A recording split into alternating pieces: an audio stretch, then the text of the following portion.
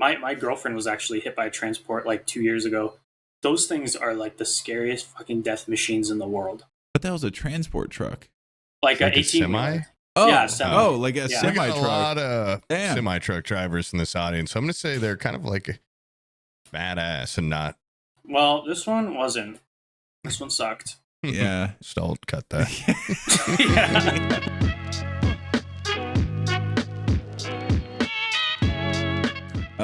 Hey guys, welcome to another Forehead Fables podcast. Today we have Braden, animal expert. Do you want to introduce yourself, your credentials and stuff? Yeah. So my name is Braden, like Sam here said. Thank you, Sam, for your awesome introduction. Thank you. I run a science communication business out of Ontario. So basically, we run programs that do within schools and other areas where we teach things about biology, wildlife conservation, paleontology, things like that. So that's what I'm doing right now. But I was also a zookeeper for just under 10 years and a falconer for about a year. So before I moved up north, or else I'd still be doing it today. I breed some reptiles on the side too. I'm kind of a reptile guy. But that's it. Aside from that, How much help? How much help do you have to give the reptiles during the breeding process? Do you just throw them in a cage together, or do you Inseminate. So yeah? So I get this thing. It's called a turkey baster. No, but I have one of those. It totally depends. So actually, believe it or not, some of them you actually do kind of need to get them in the mood.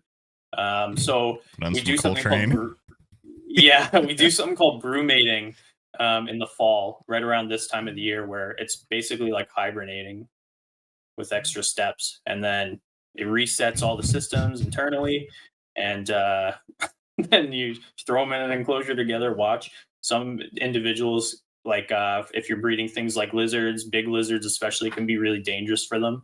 The males can get super aggressive. So there's a little bit of work that goes into it. But I don't breed a lot of the super dangerous stuff. What do two snakes humping look like? It's a very do they good like question. do they like ball themselves up into like a big love knot, or is it like just two wiggles on top of each other? It totally depends. So some species, like garter snakes, get into these big breeding balls where you can have, in Canada, we have some of the world's largest congregations of snakes in the world, where you'll have thousands of males on a single female, and she's trying to get the fuck out of there, right? She's in a crazy. ball. They create a big ball around her. She can't escape. Exactly. So, and the strongest males get into the middle and breed with her. Now, snakes have two penises. So what a snake breeding looks like is he would kind of wiggle on either side and get up under her tail, and doesn't matter which side. So there's orbiters, like the weaker of the snakes, they just orbit on the outside of the snake ball, and then the strong ones are in the middle. And there's only, how do they figure out who the lucky ones or the fast ones? Yeah, the fast, the strongest, the ones that are genetically the strongest generally will be smart enough, or just with sheer brute force be able to push their way through. The fastest, there's a popular funny meme of a garter snake that woke up too late in a documentary, so he didn't get laid. He was the last one awake. So some of them, they'll stay asleep too long and they just won't get to it. That's sad. That's sad. Very sad. I wonder how they figure out who the lady is and all that in that giant twisted ball. Yeah. So the female is going to release pheromones, and the pheromones basically tell the male, hey, this is an ovulating female. Now, there are males who will mimic this pheromone and release it to trick other males into thinking he himself is a male. So another male will try to breed with him instead of a female, and then the faker can go and steal the female from that guy. Or like Wingman. No, he's kinky. He just wants something in his ass while he's banging a woman. Yeah. He's trying to make a sandwich. No women needed. Yeah, absolutely. Yeah. That's kind of awesome. It is super awesome. Yeah. Do you breed snakes also, or just little lizards and stuff? So I breed mostly snakes. I specialize in the subfamily Natricine, which is like basically the most boring snakes. It's your garter snakes, your water snakes, your European grass snakes, all those relatives. So I breed a lot of those guys, and then I breed some miscellaneous geckos and things What like do you that. do I don't breed with a lot of them lizards. once they are So born? yeah, so I actually bought this house with garter snake money, entirely, like 100%. Whoa. Was able to put my down payment Snake down on money. it. Snake money, man. Snake If you take salesman, the not a weird snake ones, oil. But no, I minus the oil. I take the oil right out of the equation. But yeah, so you usually sell them. I'm like super like lazy, so a lot of the times I'll find institutions, educational facilities, and I'll be like, hey, you guys want some educational animals, and fucking just send them out. Um, Things like that. Friends, is that a tax you guys write-off? can have one if you want. Yeah. I had a snake when I was a kid, and it didn't last long. It was like a divorced dad move where he's like, let's make this a dangerous, kind of cool, badass environment. It was some sort of ground boa or something, and we named it Boa Fett. And I didn't like that you had to feed it little mice and stuff, and it kind of crawled away, and then he gave it to somebody else. It was short-lived, but it was kind of cool. It was kind of dangerous. Yeah. It totally depends on the kind of person that you are too. A lot of people will get a snake and then they'll have it and then they'll look at it and go, okay, well now what? It's like, what do you Time to do with it? Yeah. Right? Time to No, breed like it. so yeah, time to go get another one and let's see who gets to the fucking middle of this big ball of snakes. There's at that point. I have a ground boa. I just got a ground boa in actually. So you said that like Canada has a huge amount of snakes. Snake orgies. Aren't they like cold blooded up there? Like, what? Isn't it too cold for snakes up there? So eastern garter snakes are the farthest north that snakes will go, and you guys both have eastern garter snakes where you live. I have them where I live, and they go all the way up to Alaska. So they are cold blooded, but they're very good at preserving their body heat, slowing their metabolism during the winter. I'm so far up north that the garter snakes where I live are only active for about 4 months out of the year. So they're asleep for most of their lives. But like we got lizards up in Canada. We've got rattlesnakes in Canada. It's just depending on where you go.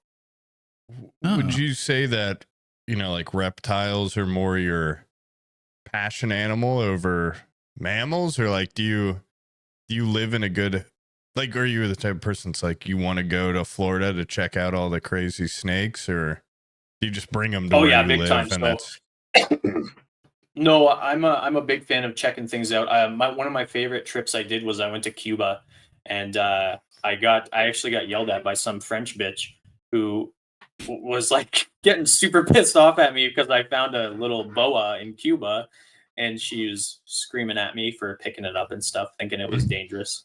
But she's being really, really, really mean to me. I think I was like 13 at the time. But yeah, that's probably why. Yeah. Use it like yeah. If I saw a little kid pick up a big snake, I'd probably be pretty freaked out. But I would just step away quietly. Yeah. I would make a scene. I would want to piss off the guy with the snake. Yeah. So I like doing both. I haven't been to Florida yet. It's been on my list for a while, and I've had a couple of trips planned to go out there, and they just kind of never worked out. But as for like what my passion animal is, like I said, it's definitely specifically the like garter snakes and stuff. I've always loved them. But like I'm also a huge lover of big cats. Like I've always loved big cats. Working with big cats was super awesome. Probably the highlight of my zookeeping career was doing that. Birds of prey, which is something that is kind of more fun to me too, because I actually had a really big fear of birds growing up, and then I landed a falconry job, so it was kind of like I kind of got to get over that fear. Yeah. So, what exactly is a falconry job? Like, Yeah, so where does ask that a money lot. come into falconry?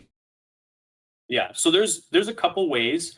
There's, like the two main ways that I've seen in my area are, one, the people that do like medieval times. So like they're pretending to be the knights and stuff, and they always have a falconer, right? Yeah. So do you guys have that there? No. I don't think so. No. But they're Okay, badass. so yeah, and here Yeah. I don't. Yeah, so we have them here, and they're pretty popular. They always have a falconer, and they're like usually come from another company, and they'll be contracted to work there. But their companies that they're contracted under or with usually do something called bird abatement, which is basically you use hawks, falcons, eagles, birds of prey to scare off other birds at dumps, graveyards, malls, places like that. Airports is a big one. Airports are big. There's a lot of airports in Canada. I don't know about the US, probably, where they actually have eagles that are trained to hunt drones. So drones that fly into airspace, they'll go after the drone and fuck it up. That's badass. It's awesome. It is super cool. That took a very strange turn, because I thought, when I think like someone that's into falconry, I think like, like British lords and stuff. Small game hunting. Yeah, that are like, go fetch me a small rabbit or something, and then you're like, actually, one of the biggest industries is guarding airports. That's kind of odd that they have. Yeah. Kind of like birds of prey just hanging around there. So is there just a guy contracted to just chill out at an airport with his falcons in a tower? Does he have a tower? Yep. So no, he's on the ground. He's on the ground, and he'll have a truck usually. So I didn't do airports when I did it. I did landfills. So basically, if you're at a landfill, sometimes you'll see the loaders burying all the garbage and shit, and they'll be like totally flocked by seagulls they can't see, or crows, or wherever, depending on where you are. And so in that situation, we'd have the bird, or we'd usually have a gun as well, in case, because usually the gulls would, in my area, was seagulls. They'll get used to the bird, and then once they get used to the bird, you got to switch to the gun. And then once they get used to that, you got to switch to the bird. And you kind of have to trick the seagulls into being like, okay, this isn't safe, and get out of there. But usually it's you're in a truck, and I'd be like with my bird in a truck, like 20 feet from a group of seagulls that are pestering a loader, and then you floor it as fast as you can drive through all this garbage. The upkeep on them was so expensive. And then you have your window open, and your hawk, I had a hawk in your hand, and you basically toss them out the window, and they use that momentum to push them towards the seagulls, and then they'd either catch one or just scare them off. Oh, okay. I was about to say, how does like a flock of seagulls get used to a gun and used to a bird that's hunting them? Like, I'm assuming you're blasting one out of the sky when you shoot at them, right? Or are you just trying to scare them off? Depends on how, if they're like, what's up? And they don't give a shit about the sound. Usually you kind of got to make an example out of one, and then they get it for a couple hours, and then they just forget. They go right back after a few hours, and that's when you'd switch. Gotcha. Did you have a bond with your hawk? It was. Or was it just kind of like a work companion? So. Yeah, so it was more like, I like to think of it as like a mutual understanding of each other. Like, this bird knows that I need it, and I know that I need the bird to get the job done. And the bird does the job because it gets rewarded with food, right? Like, it's an instinctual animal. And so I had a species of hawk called Harris hawk, which are usually like the easiest ones to kind of get into, because they're one of the only birds of prey that will naturally hunt in a pack. So they're a little easier to get that bond with, you could say. But those birds aren't thinking about me right now. Like, they don't give a shit about me. But do you wish it did? Definitely more. Yeah, I do. I mean, I had them at in my house with me all the time, like 24/7. Like, I never had time away from them, and they could care less. They're like, "Where's my food, bitch?" And that's it. Are there many animals out there that have kind of a social rapport with other animals as much as humans do, or is it just us?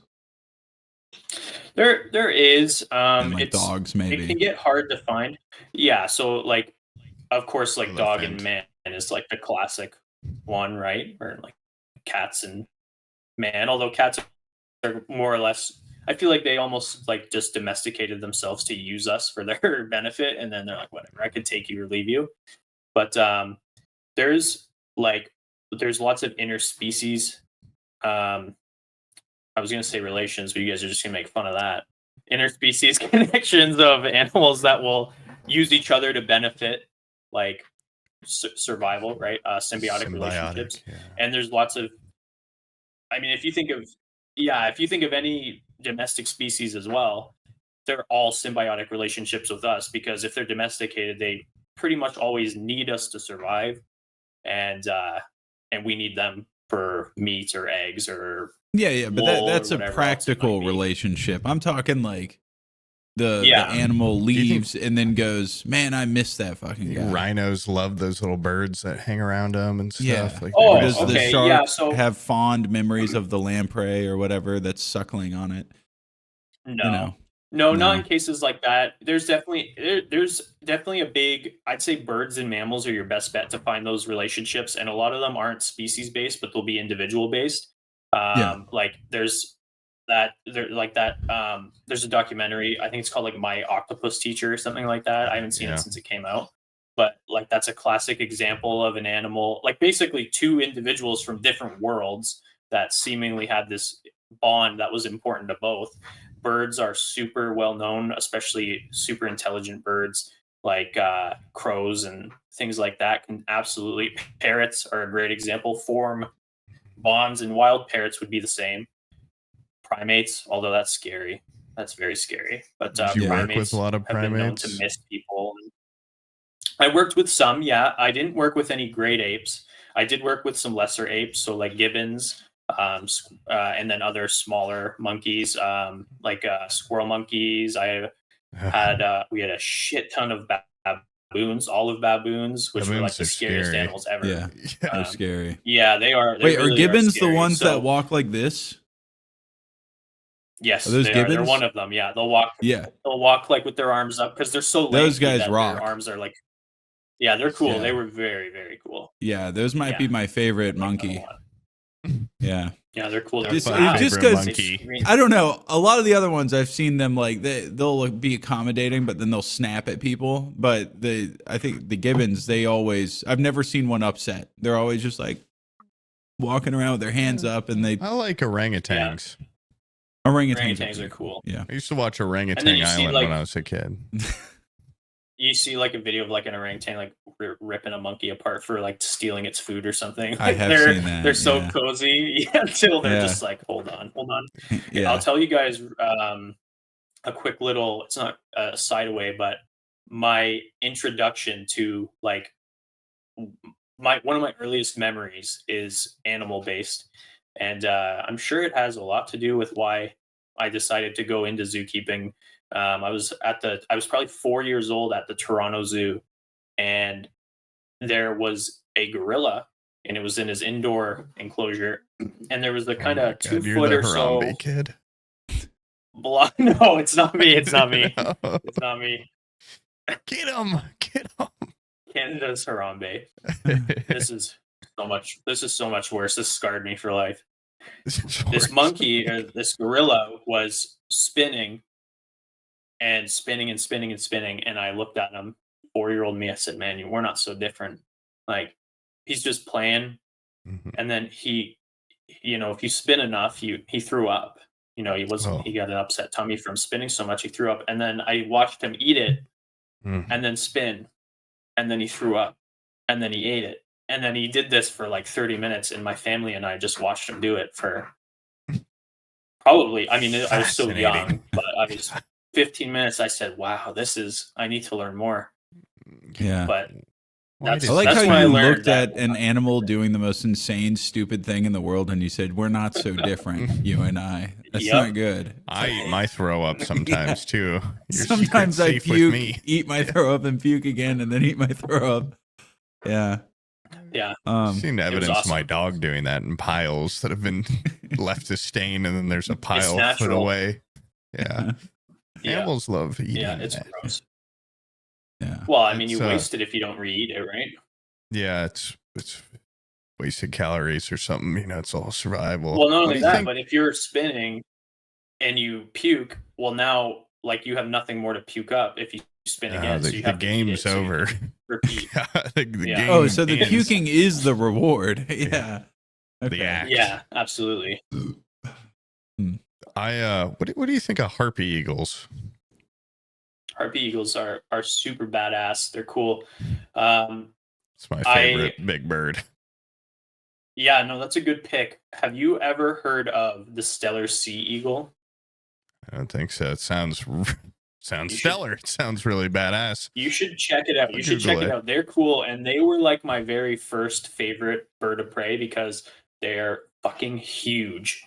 And I saw a video of this guy, and he was holding one on a glove, and this guy looked like he was about 4 feet tall because of how big this bird was. That's so sick. I remember watching this video, and then the noise that came out of this bird, if you can find a video of like the noise that these birds make, it is like the most dinosaur sounding. They are dinosaurs, but like it was the most dinosaur sounding noise I've ever heard come out of an animal. Stalt, go ahead and play a clip of that bird making its noise. Such that's exactly why I like harpy eagles, is because when I was a little kid, we had to do like some little pick a bird, and I think I just found a book and it was like, this is one of the biggest birds, and I'm like, holy shit, the Philippine eagle and that. I'm like, the harpy eagle looks cooler. And I saw some video of it like ripping a sloth off of a tree, and then my little boy brain's like, well, it's one of the biggest, so it's one of the best, and it's one of the most badass. Biggest animals. That's in my professional career of working alongside animals, getting rid of that the biggest is the coolest has always been tough. The biggest are always so cool, and then harpy eagles, you got that awesome little, your awesome really cool feathers coming out all the time. They look awesome. But then you start to wonder, out of that the biggest is the coolest mindset is so hard. Is a kingfisher cool, but it's so tiny? It's really gets complicated. Yeah. And sometimes animals, I've always been fascinated, are bigger than you'd think they were. And every time I go to a zoo, I'm sure you work there, it's probably mind blowing. I just didn't know how big some of these animals really were. Rhino, quite large. Even a cow. Rhinos are huge. Bigger than you thought it was. Yeah. Elephants, they're decent. Yeah, they're absolutely. decent sized. I mean, even your harpy eagle is a good example of that, or like a California condor is has the wingspan of a car. They're huge. That's awesome. And it's crazy. They have a hard time taking off because they're so big. I mean, even a bald eagle. I've seen one just up close, and the guy just had it on a glove, and I was sitting in stadium seating. I was like, oh, that looks like a big bird, and then he let us come close to it, and you're walking up to it, just keeps getting bigger and bigger. Yeah, and I realized it could damn near palm my head like a basketball and fly off with me. Yeah, I wasn't so heavy. Grabbing mountain goats and dragging them off cliffs. It's it makes you want to imagine a world where you could form a bond with one and it could carry you and help you fly. That'd be cool. Maybe two, one by each arm. Yeah. No, just have it hold a stick, and then you use it like a hang glider. And you just have it fly you around. Cool. That'd be sick. Are there any animals that are extinct that you wish were still around? Guy filled with dinosaur background. You wish any animals were still around? That's what I was looking at. So I have a friend who, one of my best friends is on the spectrum, and he has been telling me my entire life, he's like, dude, you should probably look into it. Because I have been hyper fixated on basically every interest I've ever had in my life has been a hyper focus from day one. I've never switched. Let me tell you something, I've never dude. gotten out of it. You're into snakes. There's not a single person that's into snakes that ain't on the spectrum. They just don't know it yet. That's a good point. No, you're right. I like dinosaurs. They're sweet. They're pretty badass. There's a lot though. There's you want to talk about animals that are bigger than you'd expect. There's an extinct rhino called Paraceratherium, If you guys have played Ark Survival Evolved, I'm pretty sure they have it in there. Is it in Ice Age, the movie? I think so, maybe, but I'm pretty sure they were smaller in it. This thing was huge. Like, it was like giraffe-sized rhino, basically, without a horn. Do you think it would be able to survive today? Likely not. With how their environments today have changed, not only just because of us, but like there was an event that happened called the megafaunal mass extinction, which it's debated who did it, if it was us or climate change or a mixture of a bunch of things. But basically, there was a huge recent extinction of almost all of our huge animals. So your sucks so bad. Yeah, so a lot of your big cats, your cave bears, your ground sloths, your large rhinos, lots of giraffe species. So all that stuff went extinct. And I think that if you were to bring it back today, a lot of it would struggle immensely. Not only just because of how much we fucked things up, but their environments have changed a lot, even just apart from us. So I think we're the reason they're extinct, 100%. Oh, I definitely think we definitely had a big part to play, and if not all of them, then a lot of them. I mean, go look at like Western Europe. Like, there's nothing. I have a friend that lives in Norway, and you know, talk about like hiking here, and he's like, "What do you have to like worry about animal wise out there?" And I'm like, "Well, there's a lot. There's bears, and there's snakes, and there's cougar." Yeah, there's all sorts of like creatures all across the board that could fuck you up in every environment in the US. And then in Western Europe, he's like, I think he has to worry about like moose, maybe. And that's a scary animal. That's the only, but like they've killed off all the wolves. They're huge. They've killed off all the bears. All the snakes are basically gone too. And I wonder if it's because people have just been there or whatever. That was in Ireland. That was just Ireland. I think it had a bigger effect than people talk about. Oh, he went globetrotting. The snakes out of Europe entirely. Yeah. I get the feeling there's been people there for so long, they've just killed everything that poses a threat in any way. And that's honestly kind of badass. Even bigger. Yeah. If it wasn't so sad, it would be kind of cool. Sam, you're in Florida. Like, American alligators are a very famous like success story of wildlife conservation, because American alligators were almost extinct not that long ago.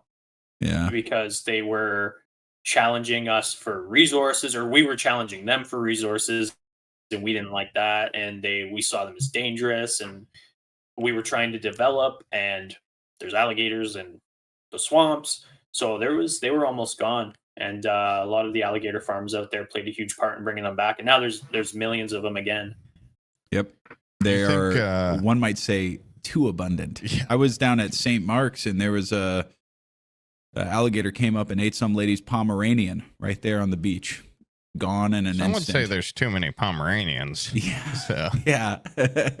But that's nature for you. You know, it's not our job to step in and try to save the Pomeranian. It's just I probably would. Animals versus animals. What, you're going to step in? That's like snatching a wasp out of a spider's web. I've seen Happy You're Gilmore, denying that spider a meal. Go in there. I'm not going to deny an alligator a meal. They were almost extinct. I've always been bad about the not stepping in part. You know, if I see an animal, like I saw a cricket in a spider's web, I ripped it out. You know, I feel bad, but also then I played God a little bit. I crushed the cricket because it had been stuck in a web chirping in my basement for like 2 weeks straight. I don't even know how long they can live stuck in a web. Did you feed it back to the web? I ate it to show kind of where I stand. Did you give anything to the spider? I gave it a couple of choice words. You gave it a middle finger. I said, here's a verbal feast, okay? Eat on this for a while, you bitch. The spiders and I have a very simple arrangement. You kill that cricket quicker, or I'm going to come down here, I'm going to fucking bring hell. Yeah. I think it was too big of a cricket. Oh, he caught it, and he was just sitting there going like, oh, fuck! I think I helped him out. Yeah, I mean, I'm sure it was loud upstairs. I can't imagine an inch away. How goddamn annoying that was. I have a very pertinent question for an animal expert like you, and you have to answer it before your computer breaks again. Sorry, go ahead. So there's this guy, Lindy Beige, and I've talked about this theory before, and there's a lot of pushback in the comments on his video about it, but at the same time, it makes sense, his idea. And his idea is that, like, you know, there's creatures out there that are going extinct because of us. And, for example, you know, they're like manatees. They can't hack it. They can't, you know, they can't deal with all the cool chemicals we're putting out there in the environment. And they can't handle us riding our motorboats down the rivers all cool style. 5-engine boats. Yeah. And he's like, what if we just eat them? If we domesticate them and start using them as a food resource, like we're never gonna let pigs go out. You know, we're never gonna let them go extinct. We eat them. We're never gonna let cows go extinct. We eat them. If we just bring manatees into the fold and start farming them for food, we would never let them go extinct. You know? But would it be a life worth living? Well, I mean, their choices are either die and be forgotten or be born to be eaten. But they get to have sex one time right before they die, and that's to make more of them. Probably not even in a fun, romantic way, though. Oh, we'd soup them up. We'd give them nipple tassels and stuff. I wonder if because of how large they are and how much water it would take, I'm sure they'd develop the smallest tank possible to contain them, but I don't know. I wonder if it wouldn't even be economic. They'd probably farm them like Japanese style, where have you seen where they'll grow watermelons in acrylic cubes and then they have square watermelons? I bet you could put one of those on a manatee and end up with a big square manatee that you can cut in like perfect steaks. Oakjaw or whatever. Oh yeah, with the guy from The Walking Dead. Yeah, what's Bon? Who's the director? It's the guy that did like Parasite and Mickey 17 and Bono. Yeah, he's some sort of musician. But yeah, there's something in that movie about like maybe a cautionary tale about doing what you're saying, but I can't remember the lesson. Okay, the lesson there might be a cautionary tale, but like extinct or pretty bad life, but still around. Like which one? I want Tasmanian tiger meat. If we had just worked harder, we could have gotten it. That would be nice. We could have been eating those fuckers. Yeah, I don't know. There's a lot of I mean, the boring answer is like, why haven't we done it? Is there something to do with their needs? Are they a pain in the ass to get to breed? Like, think about pandas. Like those things are asking to go extinct. Like you can't even get them to breed, and you know. So like, why aren't we using them? If it was that easy, we'd probably be doing it, because 100 plus however many years ago when we found manatees and we're done, you know, thinking they were mermaids and having sex with them or whatever the hell we were doing when we found them, like take them. And, you know, back then you'd probably have to build a big ass net to keep them in and try to breed them. It's probably a real pain in the ass to breed manatees. I'm no manatee expert. Do we know if they taste good? That's probably a huge element. They can't taste bad, dude. Look at them. It has to be perfectly marbled. Are you kidding me? That has to be like the Wagyu of the water, for sure. The Wagyu of the water.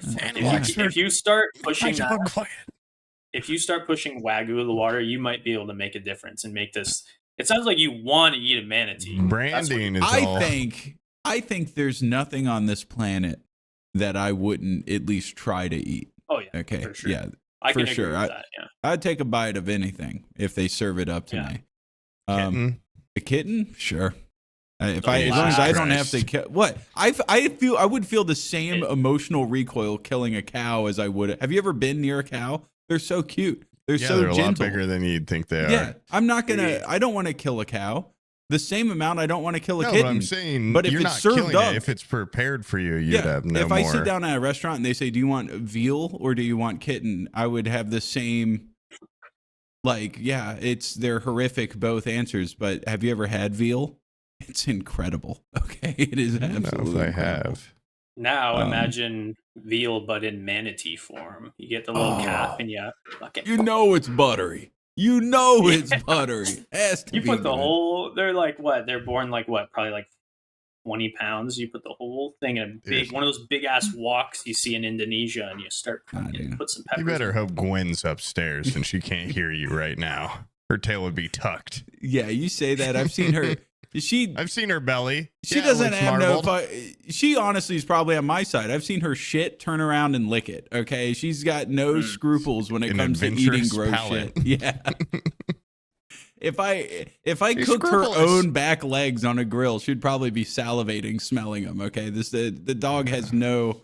I'm just like my dog. Yeah, I'm just like my dog. I have the palate of my not my dog is the palate of me. No, I have the palate of my dog. Yeah. Yeah. I have the mental fortitude and ability to eat anything. Have you ever eaten a snake? No, I've not eaten a snake. I would try it. I know that they do like snake jerky and stuff from I think a lot of the Burmese pythons over there in Florida, they'll make jerky out of. I have heard that snakes are like super high in mercury. I don't know how true that is, but yeah, I'd give it a little nibble for sure. I'm not like I'll try anything once. Yeah, I feel like you'd do a lot of snake jerky since you're breeding them. Yeah, well, right. Jerky off. Coming. There's a couple ways to There's a couple ways to milk a snake, and I don't keep venomous snakes, so yeah. Okay. What does snake cum look like? Out of curiosity, what does it smell like? What does it taste like? Yeah. So okay, hold on. We'll get there. What does it look like? It looks like cum. It looks like pure cum. Just less of it. Now they're not very messy. They like they're not. It's not a cum shot. It's not coming out. Yeah, they're not like doing money shots and cum shots on the girl snake. But what does it smell like? It's good. It smells good. It smells good. It smells good. Okay. What does it taste like? Now, I won't say. I won't tell.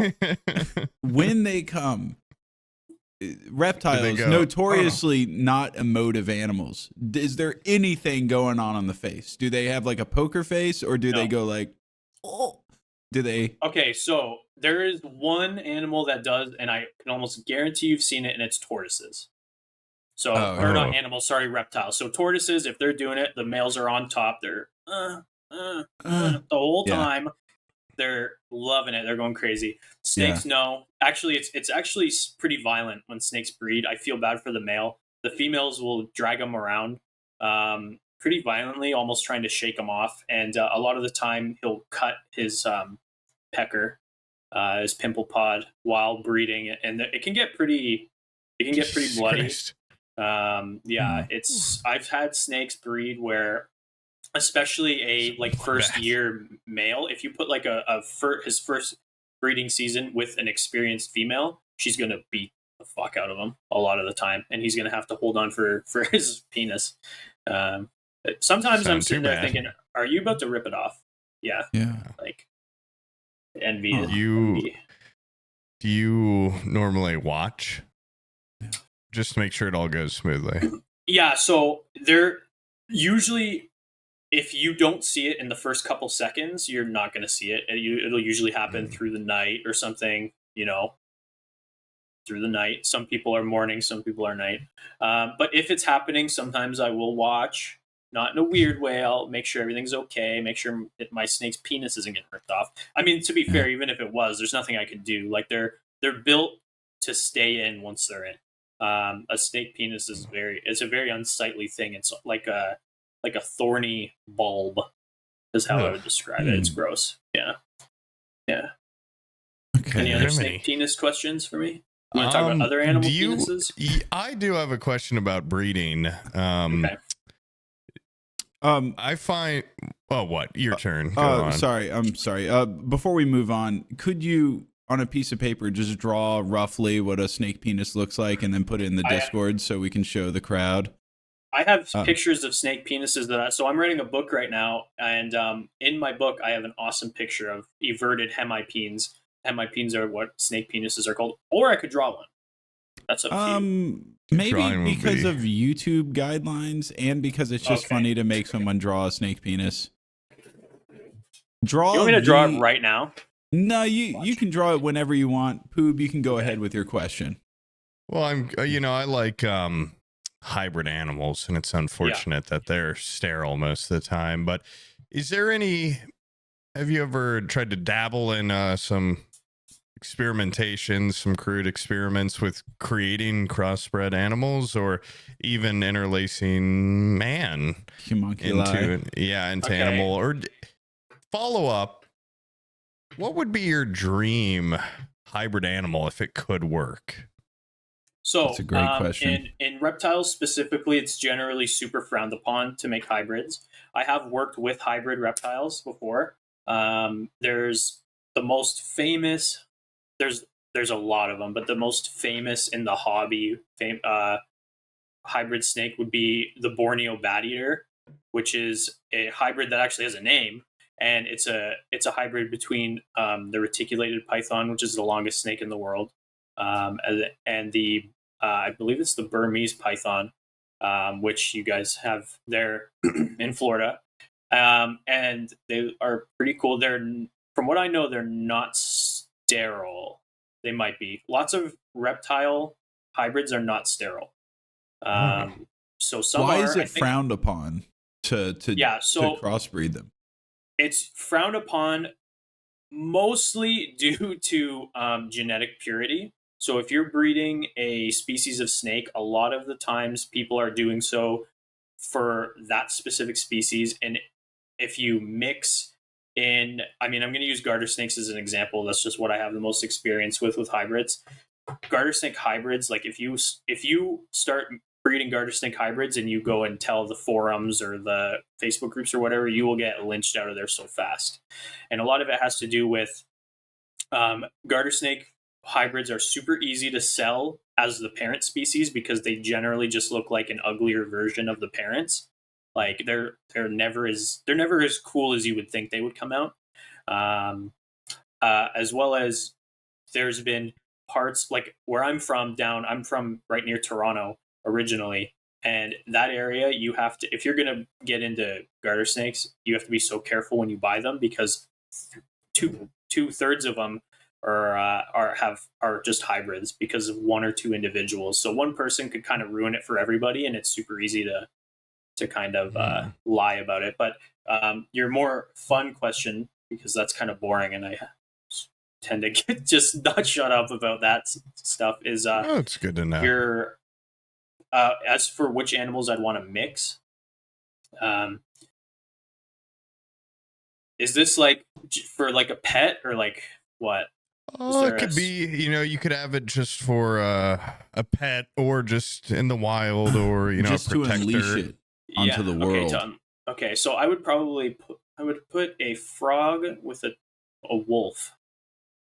Frog with a wolf. And what parts would you like to show in the hybrid? Yeah. I'd want it to be a huge fucking frog, a wolf-sized frog, because that would be horrific. With wolf's teeth in the frog mouth, or? Sure, we could do some wolf teeth in there. A tongue that shoots out? Ears. Yeah, the ears of a wolf, but everything is just a green frog. I have a frog right beside me. Do you want to see him? Yeah, absolutely. Yeah. I've got a little frog in my pants. Yeah. So I did bring a couple animals with me if kind of it comes up and I saw the opportunity. We were talking about frogs.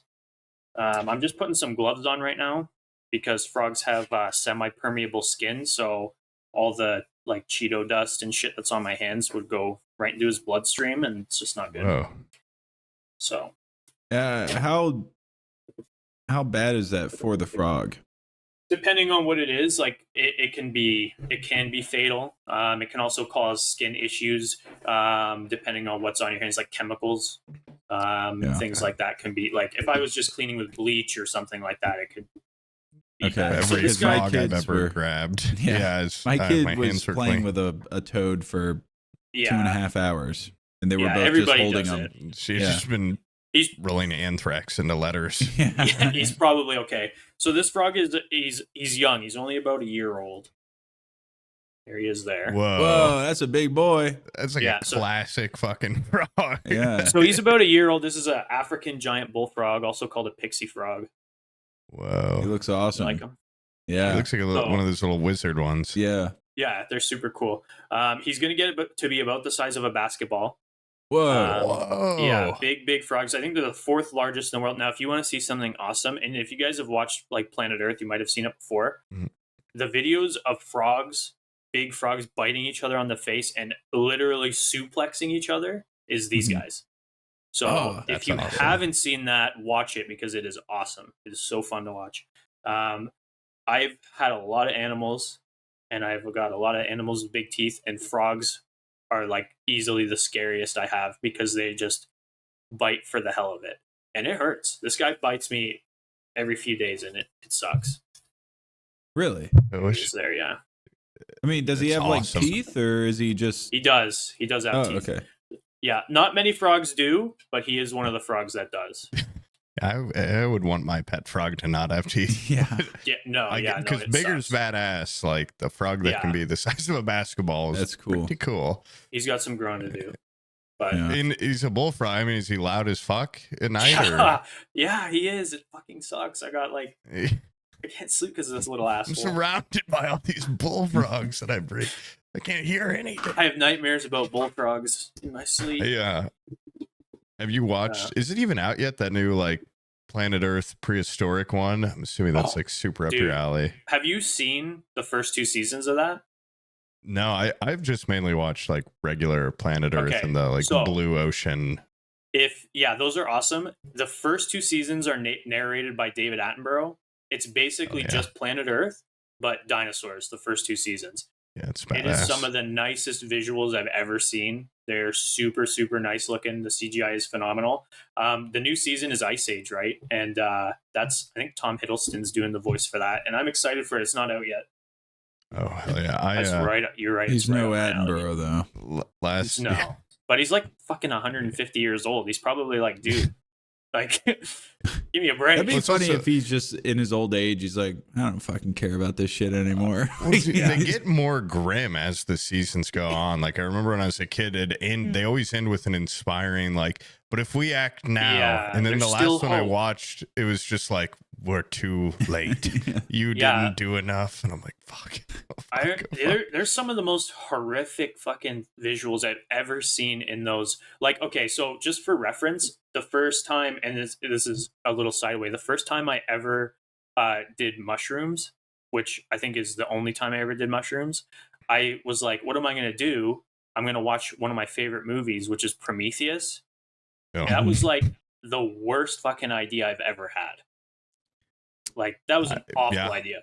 Yeah. So anyway, anything with horror elements to it. Oh my gosh, Hellraiser for the first time ever on That's shrooms. Even worse than Prometheus. Like, it was my douchebag friend was like, "I've got a movie for you." You watched Hellraiser on shrooms? That was my first and last time ever seen it. That's insane. It was really scary. Yeah, and everyone else left. They're like, "Fuck you, dude! I don't want to watch this." And I was like, "I'll check it out. I like movies." Yeah. And I just sat there stun locked. Prometheus. As soon as I saw like the ripped white guy, like I was like, this is fucking weirding me out. Yeah. But my point being is that as horrific as that was, I remember, I think it was I can't remember what bird it was in one of the seasons of those shows. I think it was Our Planet, and it was like a flamingo, and he was walking, and he had salt buildup on his legs that was from walking in the dried up water, and the salt was so thick that it was like he had like cannonballs on his shins, and he just like keeled over, and they left him. God damn. And it was like horrific. Like, or the walruses. You ever see the walruses jumping off the cliff? Yeah. Like that's like a famous one, and I'm watching that and I'm crying because I feel so bad. I love walruses. I think they're awesome. My dad's like, whoa, slapping his fucking leg. He thinks it's the funniest fucking thing ever. In your dad's defense, that isn't because of us. You know what I mean? Like, that cliff is there, and they choose. I think they had one recently though, where it's like the walruses also, it's like there's not enough ice caps for them to rest on. I think so that they're is just why they were up on the cliff, because there's not enough ice, so they go up these cliffs. It's all our fault, dude. Yeah. Okay. So it's crazy because those Planet Earth movies, yeah, they seem like a good time to watch when you're on psychedelics. But I've also, one time I thought, this would be comforting. People always say, like, do mushrooms, go out in nature. And if you don't want to actually go outside, then you bring the nature to you. Speaking of harpy eagles, they had an episode about them that I don't know why. I mean, I was just in a weird place, but I think I did acid alone in my house and then watched that on my computer. And it was about the harpy eagle growing up and having to leave the nest. And I wept. I was like, I'm that baby eagle and my mom is the mom eagle. And I need to like get out there and I need to start podcasting. Like, you need to go out there and you need to rip a sloth off the fucking tree. I started eating raw meat diet after that. Yeah. And pooping white. When I got a question. I was like, yeah, go ahead. It was around springtime. We had a nest on the back porch, and my kids would come check on it every day and see the little babies there with their mouths open. And then the mom would leave and go get food and bring it back and everything. When the babies eventually leave the nest, and they don't come back, does like the mom? Is that just the last time they ever see the fucking babies? Yeah, so it's one of those things that depends on species. A lot of the time, so like take eagles, for example. Eagles will start to fly. They'll look like an adult eagle. If you're thinking about bald eagles, they look the exact same as the adult, but they don't have the head yet. It means they're still a juvenile. Yeah. And a lot of the time, they'll still be hanging out with mom and dad. And eventually, mom and or dad, depending on which of the parents are still there, will go like, okay, it's time for you to fuck off. Like, they'll get a little more aggressive with them, territorial even, and get them to go. Some species, they'll, like you were just saying, will fly off, and that's the last time they'll see each other. Some can stay in flocks their whole lives. It's super variable. There's so many birds out there that, like, if you can think of a possibility of what they do after becoming ready to go out on their own, it probably happens. On the inverse, what are some animals that don't like certain big cats or something keep them around for like a while, or like what kind of animals keep their young with them and then like don't kick them out right away? They love them more. Big cats are a good example. They'll keep them around for, if not sometimes a year, a couple of years, and then when they go out on their own, a lot of times siblings will stay together for a few years. A lot of your big herbivorous mammals are like perfect examples of that. Elephants they're hugely matriarchal societies where females will have generations together, and the only ones that'll get kicked out are the males. And they'll usually be solo on their own pretty much their whole lives, the bull elephants, and they'll go find a herd, hang out with them, do their thing for a couple nights, and move on. That's sad. But is that how wild horses do it too? Do they like kick out the dude, or? Yeah, so I'm not super educated on wild horses, but I do know that a lot of the times the female horses can get super aggressive with the males. And whereas not only that, but the males will get aggressive with each other too. And so they'll like protect mares from other horses killing the babies in order to get in there and make their own babies, things like that. Saw a documentary where a horse killed, it's like a rival baby, and it stuck with me. Yeah, that happens a lot. Awful. Big cats do that. Big cats are known for doing that. Cougars, tigers, lions, they'll kill. Even bears, they'll kill the offspring, and then the female will basically go, okay, well, now I need to make more babies. It's a odd way of getting a woman to have sex. It's not a bad idea if you don't want all that baggage. It works. You want to get rid of genetic, you want to get rid of genetics that aren't yours, basically, and promote your own bloodline. No, it makes sense from the male perspective, but the female perspective is it's a bleak. Bit of a I don't think it would work in our society, but yeah. Hey, what do I know? Yeah. How does I could see a tiger killing a cub, but like, how does a horse kill a baby horse? Is it just stomp on it? It grabbed its neck and and snapped it. Oh, with its bite. mouth? Those things Okay. bite, yeah. Damn. Sometimes I've seen videos of like donkeys, or not donkeys, sorry, zebras like kicking babies and shit too. Like they'll just. You guys are on a different nature documentary thing than I am, because mine's just like peaceful. Yeah, very peaceful. Like, look at these baby sloths. We're gonna give them a bath, and then they sit there and scrub them, and the sloths go like, "Yay!" Mine start like that, and then a Poop's fucking harpy eagle comes out of nowhere and rips them out of the tree. That's sad. And then I feel like shit the rest of the day. And then there's big text at the bottom that says, "You're a piece of shit. You failed, and your planet's gonna burn." Yeah. And I have to sit. You should have recycled more. Yeah, this is because of you. We're gonna shoot one sloth in the head for every day you don't recycle. My mom would always make me watch those growing up, and then she's like a big animal person. Like, not like she's like half animal or anything. She's like, my mom is a huge animal. Yeah. Well, technically she's an animal. Anyway, and then she couldn't handle it when they get violent, and she'd leave and then just make me keep watching. She'd be like, "You need to watch this." And I watch like a horse get its neck snapped and just be like, "Jesus Christ, like I don't want to watch it. It's horrible." No. She'd be like, "It's educational." Like, and then it's what? Then like Star Wars is violent. This is real. These are real animals being destroyed. She also couldn't watch Lord of the Rings because when the big elephants stomp on some horses, she had to leave. I'm like, okay, these are completely fake animals. It would be cool if elephants were that big, though. No. Yeah, it would be. Elephants are awesome. They're scary. So the back to snakes for a second. Snakes, they do the whole egg thing, right? They do a clutch of eggs. Some of them. Okay. Do they? Wait, there's live birthing eggs or live birthing snakes? I have a live birthing snake beside me that's from Indiana. Whoa. Would you like to see it quickly? I'd like to see it. Yeah. Yeah. Okay. My favorite snake is ring snake. I thought only mammals did live births. How does it? Nope. No? Okay. Lots of animals do.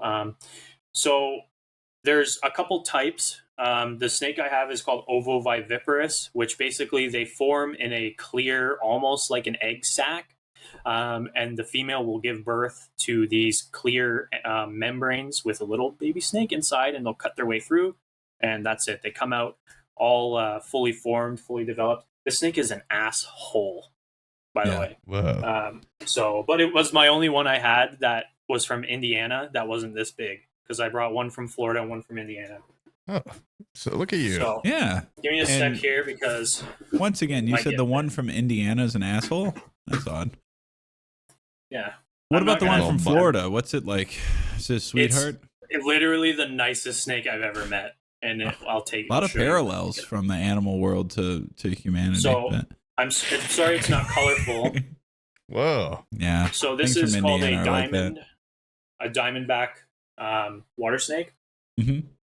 So this is a close relative of garter snakes. So these are the snakes that I specialize in. My dog is here too, and I don't know if I can show you. What does he think about all the animals? She's in a diaper right now. Oh, that's cool. They make diapers for snakes. It's the dog. No, for dog. No, I mean, like, do they make diapers for snakes? No. Okay. It would be more like a little wristband or something you just put on it. I've seen diapers for birds. That's pretty awesome. See my dog? She's pretty cool. It's actually, I think it's a chupacabra. I found it in the woods. Yeah, it's very. That looks. Is that one of those like Mexican hairless dogs? Yeah. No, it's a chupacabra. That's all. If I saw that in the wild, I would think it's a chupacabra. Yeah. I would definitely. I wouldn't let that dog loose around my house. So is that thing venomous? No, it's not. It got out. No, it's non-venomous. It's they're not constrictors either. They're this is pretty metal. They're called overpowerers is how they eat.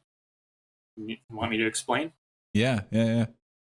They bite mostly fish, and they swallow it while it's flopping around, screaming for its little fish friends.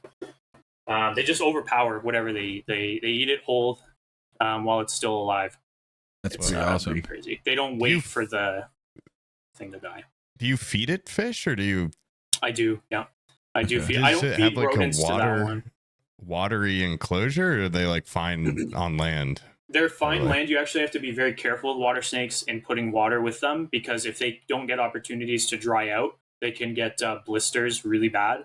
It's very, very common. So I have 2 females, and they both live together, and they have a basically like a huge water dish like this that they'll soak in through the night and do their thing in and whatnot. Cool.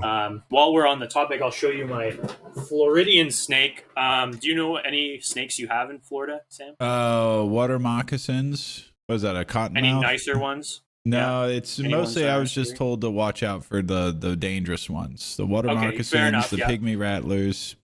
Yeah. So you have corn snakes in Florida. I have a corn snake here. Now, it's not like the ones you'd see in Florida. This one's called an aneuphoristic. So basically, humans fucked around with it till it looked cool. Yeah. So this snake, she just turned 15. Her name is Valkyrie. So I've had her for 15 years. And this is a snake that I use as an example when I run educational programs, because there's not a lot of snakes where you can just like do pretty much anything to them, just totally fuck with them and then not bite you. Like this snake I've been trying to get it to bite me for a decade. So this one's super good. Unlike the Indiana snake, that one is that one's corn fed. It's got a little bit more grit to it. Yeah, corn snake. Pretty cool. Pretty cool. How does that one do? Have you tried mating it, breeding it?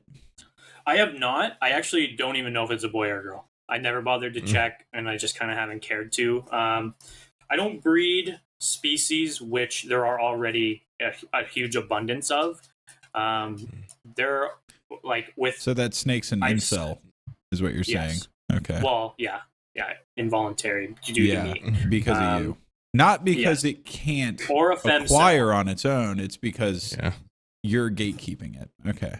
Yes. There's too many. There's thousands upon thousands of corn snakes looking for homes right now. So I don't want to contribute to that. So I just stick with my niche stuff that nobody's breeding, because then there's, people who are looking for them. Yeah.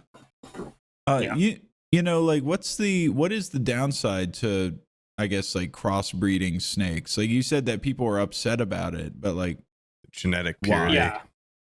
If we sat there and fucked with dogs enough that we turned them all the way into pugs, like why can't we do that with snakes, where we make them into crazy, turn them into frogs? Yeah, hyper specialized, man-made. Well, why can't we play God? Is that wrong? You could.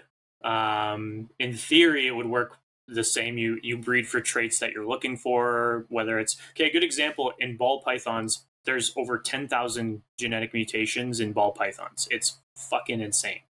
And it's because we've bred them and inbred them and inbred them again and gotten all these weird mutations, mixed them together, blah, blah, blah. But you can breed.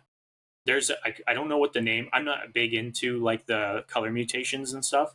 Yeah. So I'm not very educated on it. I prefer like how they look in the wild and whatnot. Anyway, there's a type of ball python called a piebald, and it's kind of like it has normal patterns, but then splotches of white. They are nice animals, but people have line bred them so that the splotches all have smiley faces in them. And it's been something that they've been able to recreate time and time again. And now there's just specifically like smiley face pied ball pythons. Like, so you can breed them for traits that you want. It just seems like when you inbreed humans, there's always like hemophilia, or you end up with like Habsburg jaw. Is there like an equivalent for snakes, or is it just smiley face on, like, there's so many other cool things you could look for trait wise? Do people just go for color patterns? People mostly go for color, also size. So the longest snake in the world, the reticulated python, people have made super dwarfs, which is basically they usually max out at about 10 feet instead of like 20. Why?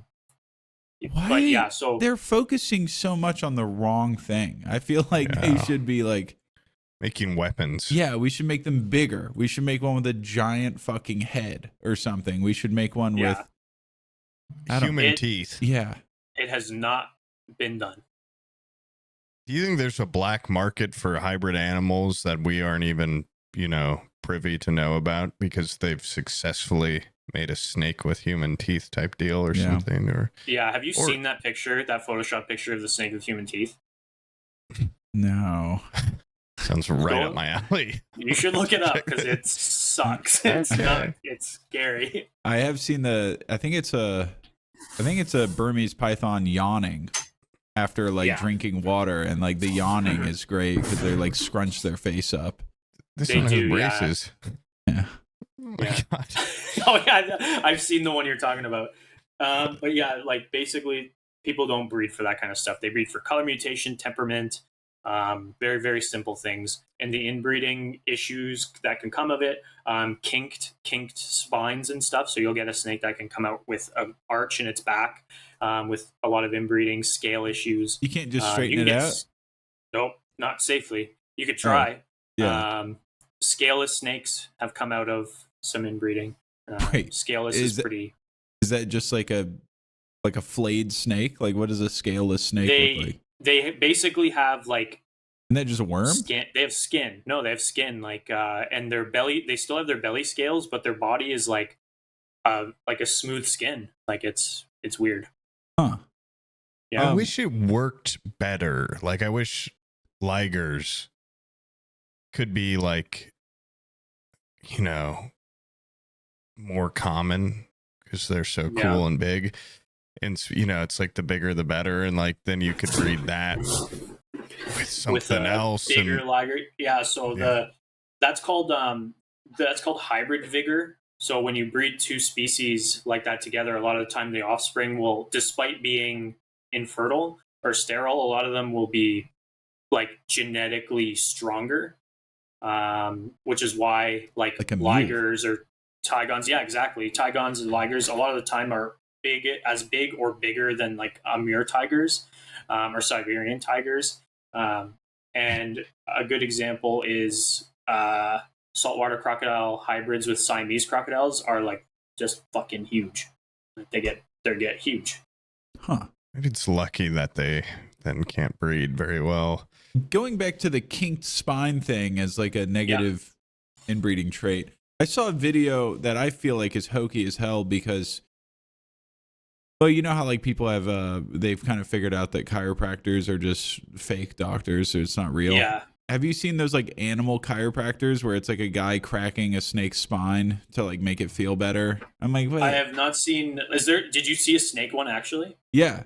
Yeah, it's a guy's like he's like feeling down it, and then he goes like, and he's like cracking the snake's back. I'm like, surely if it's basically just fake for humans, I'm like, what the fuck's this guy doing with a snake? Yeah, that's bullshit for sure. That's the dumbest thing I've ever heard. Not only that, but I feel like he's doing it wrong. If you're gonna crack a snake's back, I feel like you just go like you're snapping a belt. You just pull it. Yeah, that's what I was gonna say. Is I'd probably just like, I don't know, like, you know how you take a loose tooth out? I'd tie it to a doorknob and fucking. Just close the door, or just close the door. Yeah, like a shirt like over your head. Centrifugal force would probably do it. But yeah, probably. Yeah. Could you do that with a snake to make it kind of like pass out? Like, it would, you know, yeah, you could. Little chokehold. My brother's friend got an emu from like a fair, like the county fair. Oh, cool. And then they realized that emus are actually really mean, and they end up pecking the hell out of you. Bigger than you'd think too. Yeah, and the one I cared for actually just tried to have sex with me every time I worked with it. So. Whoa, that doesn't sound so bad. You ever like what kind of temptation? What kind of advances would it make? So he would get down on graze with a feather. Yeah, he'd like, breathe on my neck, and his little emu tongue would poke my asshole with his beak and stuff. No, what he would do is he basically Oh, those things can eat hot dogs like you would not believe. Like he would get down all the way on his legs, and then he would basically try to jump on me.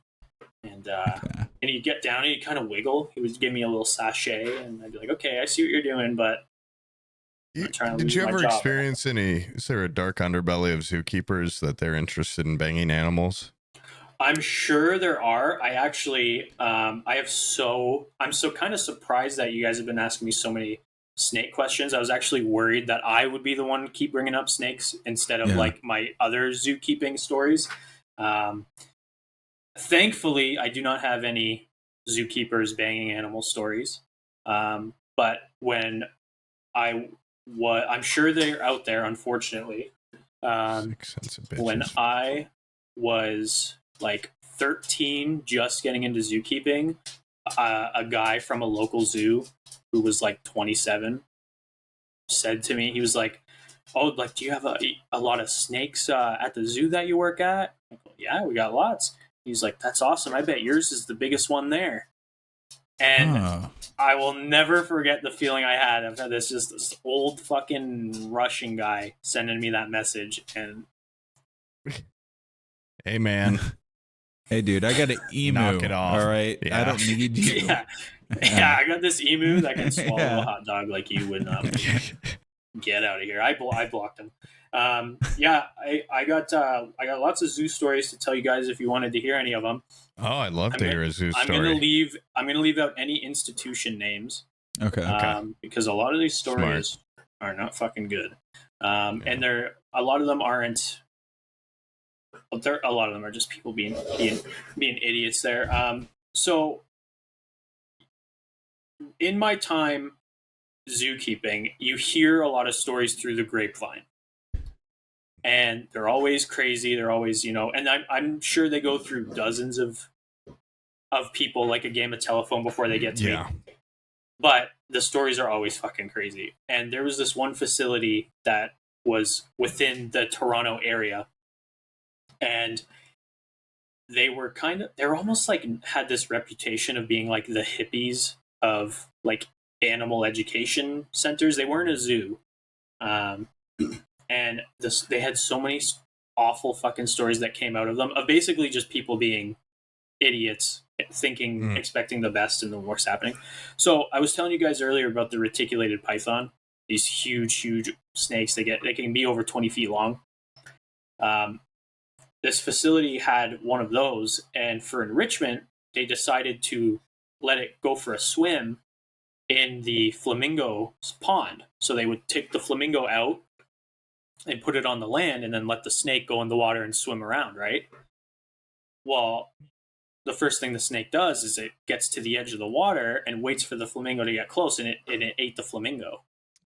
God, classic. And like this same facility has this like famous story within the zoo community, obviously, of this person at the same facility brought their pet cockatiel to work, and nobody told, like, they would take it to work with them every day and have it on their shoulder. Is it like a cockatoo or something, or? Yeah, it's like a small little parrot, like a small little parakeet bird. And I mean, I guess they had their red-tailed hawk out for letting it fly around the warehouse or whatever, and from right on this girl's shoulder, here comes this red-tailed hawk, steals up her parakeet and went up to the rafters and ate it in front of her. It's funny that humans think that animals are going to be as kumbaya as we are. It's funny you say that, because the reason that I said these stories go through so many ears and they get crazy and crazier and crazier, rumor has it that when that flamingo was being eaten, the staff all held hands in a circle around that snake while it ate the flamingo. Kalima. Like, although I have met some of these people and I kind of believe it just from meeting them. Yeah. They're a colorful bunch. But yeah, crazy stuff. It's like every person that gets a TV show about animals and they end up like, this bear is kind of like my son. And then the bear eats them, or the wolf pack eats them, or that bear guy that had all the tripods set up, and him and his girlfriend would go live with the grizzlies, and then they fucking ate him and his girlfriend over like a 10-hour period. I bet it was fun while it lasted. I bet it was right before those bears attacked. I bet you they thought they were one. They were like, "We're part of the pack. We're part of the fucking." It feels so cool to like wrestle with a bear. Yeah, that dog is the most chupacabra looking. I know dog that dog came into frame for like 1 second, and I got scared. Yeah, I got scared. I found it on a vacation in Puerto Rico. It was like at the airport. I put it in a bag and brought it with me. It's only eats goat blood though. I can't get it to eat like urine or anything. Yeah. Fucking stupid thing. Dish of goat it blood. looks like a primordial dog or something. Like it's like some sort It's of an ancient breed. Yeah, it's like They're a before dog ancient. became dog. That is like one of those like South, like what are those like? What are they called? What's that dog breed called? They're called Sholoids Queently, and so they're like, yeah, I know Sholo for Cholo. Okay. You can they're not man-made, so they're about 6,000 or so years ago. A bunch of dogs got out, and by the time they came out of the jungle, they looked like that. So they're one of the stronger of the like standard dog breeds because we haven't had time to fuck them up yet. So like they have like a 20-year lifespan. Like they're genetically super strong. They don't have too many issues. They just have to wear a diaper. Yeah. Well, not usually, but she's on her period right now. Oh. God. Yeah, gross. Yeah, I forget. I've only ever had boy dogs. Yeah. It's confusing and scary. We were supposed to get her fixed, but we had a medical issue that postponed it, unfortunately. So now she's bleeding all over my house. Do you get snakes? Do snakes get like spayed or neutered or anything? Or I have heard of it being done. It's not common because it's kind of just like a why don't you just take the male out of the enclosure sort of deal? Yeah. Because it's an expensive procedure for something that you can just move the animal Separate away. them. It has been done. That's crazy. Have you ever also speaking of that hawk and parakeet story, like now when we retell it, it's going to be even crazier. Well, now it's a harpy eagle and a sloth, Yeah, and the sloth was yelling "mommy."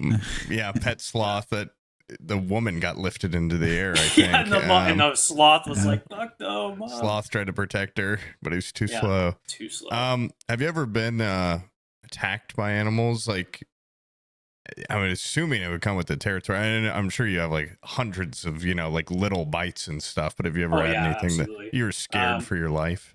So the only time that I was ever fearful of my life was when I was working with big cats. We had a enclosure malfunction for one of the shift doors, and I was almost in contact with one of our Siberian tigers. It's the coolest tiger because it's the biggest. Yeah, it is the biggest tiger. Yeah, very cool. So that was a close call. Thankfully, nothing happened and all good. But aside from sorry, go ahead. I was gonna say when you fell in that gorilla enclosure. Yeah, I went to Cincinnati. I went to Cincinnati and I fell in the gorilla enclosure and they shot that fucker dead. I said to myself, nobody will. Has that kid ever been identified? The Harambe kid? Oh, I'm sure he's been identified. I don't know. Among us. He's hiding in plain sight. He's like an alien. He's never gonna bring that up. Yeah, that's got to be a rough burden to carry. I feel like that's one of those things where he either doesn't bring it up at all or he never shuts up about it. Yeah, it would be my icebreaker. I think I would carry that to my grave, and then it would be on my headstone. I would say, "Sorry, Harambe, I did my best." I think if my I mom's was fault. if I was like in a bar in Cincinnati and I was like, "Yeah, man, I was the kid who fell into the gorilla enclosure," I feel like I would get stabbed. Yeah, they would beat you with glass bottles. They would beat you, for sure. Throw you back in. Yeah. Send them back where it came from. Yeah, absolutely. The worst time I've ever been fucked up by an animal was turkeys. Oh, turkeys, really? Yeah. They beat the shit out of me. Pecking? Do you go hunting or anything? Or I do go hunting. Yeah. Okay, because I didn't a lot of people that are super close to animals. Sometimes they get that out of them. So you still have that. Yeah. So you still know humanity's top dog. You still go out not there. only that, but there's also I don't know how it works in the States, but in Canada, all of the restrictions for hunting is all based on population studies. So these limits of how many of whatever animal you can hunt are there for a specific purpose. There's been studies and whatever going into it. I keep animals here like quail and stuff for food. I think that a lot of it goes with understanding that it just is a part of life. And I love all animals. The animals I hunt, I love. I love the animals that I breed for food. But I actually, believe it or not, I haven't met a lot of zookeepers who are like vegan or vegetarian. I find for the most part they're usually I'm also in northern Canada, but they're usually pretty outdoorsy and very like pro hunting, pro. But I feel like maybe, do you think it's because like people that work at the zoo, they see the circle of life? You see a snake completely eat. I mean, snakes are pretty good about it. They eat the whole goddamn thing. They do, yeah, absolutely. And a good example for that is like a lot of people ask me why I don't feed my snakes any live food like mice and rats. Like I love mice and rats. I don't want to watch that. I'd rather just feed them frozen one. And also mice and rats will like beat the shit out of a snake sometimes. Like they can really bite hard. But like a lot of it, like the circle of life, the understanding of that, a lot of it has to do with education. Like if you know why hunting happens, why it is what it is, and why we do it, and how much science and information goes into deciding what species can be hunted, how many of them, and whatnot. It's usually a good way of saying, okay, well, this is sustainable, and in some situations, it's beneficial to have specific numbers of these allowed to be able to hunt a year. Like where I'm at, moose hunting is huge, but getting a tag for a moose is almost like winning a little lottery. Like you'll go in with 8 or 9 people on it, and then you'll all share the moose, and you've got food for a year, right? Yeah. So, how do you feel about like? Sorry. How do you feel about like those hotshot dentists and like doctors and stuff that will pay $250,000 to go shoot like an old elephant in Africa? Yeah, so it's one of those things that I don't like the idea of it, but I understand and accept why it happens. There's also people that do it wrong, but your example is perfect of the reason that these big game animals are hunted is, you said it right there, a lot of them are old. Yeah. Super, super old. And a lot of them are they can cause genetic stirrups where they're not allowing younger, more healthier males to breed. Or there's a lot of science that goes into that too, where like most of what you're talking about, most of the examples are in Africa, and Africa's like anti-poaching laws these days are so, at least in a lot of areas, are so strong that like they're not going to let you just go and shoot a fucking lion in like, one of the game preserves just for the hell of it. Like all of that money that they pay, that hundreds of thousands of dollars, all goes right back into these facilities for conservation and whatnot. Yeah. So a lot of it is it's like almost, I don't like saying it's a necessary evil, but like it's beneficial in the long run for the health of the species in a lot of ways. And I'm sure there's places that do it wrong too, right? Like it's not all cut and dry, but yeah. Like on the outside looking in, I go, I get it, but I also like wouldn't, I think, like the guy that goes, I just paid $250,000 to go blow that elephant's head off. Yeah, because I'm sure are they thinking about the conservation of it all, or are they thinking, I want to shoot the biggest animal? And they're like that guy in Jurassic Park 2. He's like, I just want to shoot a fucking T-Rex because it's like the biggest thing around. Yeah. Like he has no better reason other than it's the biggest predator in the world, and I gotta take it down. Like the people that do it, that actually pay the money, are probably all a bunch of fucking assholes. Like, yeah, they have to be psychos. They're like one time being told no from being able to shoot an elephant from hunting man. Yeah. Yeah. Very close to the most dangerous game style. Those guys probably do that too. They probably, if they got enough money to go on a weekend and go shoot a fucking lion for $200,000, they're probably like, hey, like, where's the other island for hunting man? Right? Do you think you would look down? This is for both of you. Do you think you would look down on a person that would hunt a man on an island more, or a person that would go hunt like a endangered rhino or endangered elephant for money? What's can we hear a little bit of like the hunted man story? Yeah, like say, if you what kind of guy if you is he? survive, you get $250,000. Oh, it's like he's in on it too. Yeah, like the guy that's getting volunteered hunted to do it. Yeah, he's like $250,000 if things. I get to hunt you for X amount of time on an island. And he, well, see, that's interesting because then I would be rooting for him it a benefits little. the guy getting hunted. Yeah. Same way But where also, that it's like elephant's that paying the ultimate rhino price. didn't really. Benefits It's the like other elephant. completely unaware of what's happening to it. Whereas if you're a man that's like, I need $200,000, I'll let this billionaire hunt me. I feel not super bad for the situation you're in. I mean, you might really need that money. Yeah. I'm But not it's talking like- about the victim side. I'm talking about the guy doing the hunting. Oh, Yeah. So do I hate? That's not how it started. So do I hate the man hunter more or the elephant Yeah. hunter more? Yeah. Which one do you think is more evil? Probably the man Probably- hunter. Probably The the manhunter? manhunter, unless the man being hunted is a pedophile or something. Oh, yeah. Then Pedophiles it's are like, usually, they okay. need cash, I think. Pretty hard. I think it's I pretty need hard to. $200K liquid right now. A pedophile that needs money, that's a scary thing where he goes like, What I would need be- $200,000 right now. I have something that I'm planning. What would be your price point to be hunted? That depends entirely on the island. I'm assuming And if this they is catch an you, they island. flay you, Yeah. Like, and they fart in your face and shoot cum in you. okay, the price just went down a lot. $100. Oh, yeah, I mean, it's like life or death, but I feel like Have you seen you'd the want movie to The believe Pest? in yourself. With I've seen the opening credits. I've seen the opening scene where he's in the With shower John singing, Leguizamo or and it's whatever? one of the most like visually and audio. It's so overwhelming. He had such a style of being like in your face, obnoxious that it almost fully comes around to charming, but not really.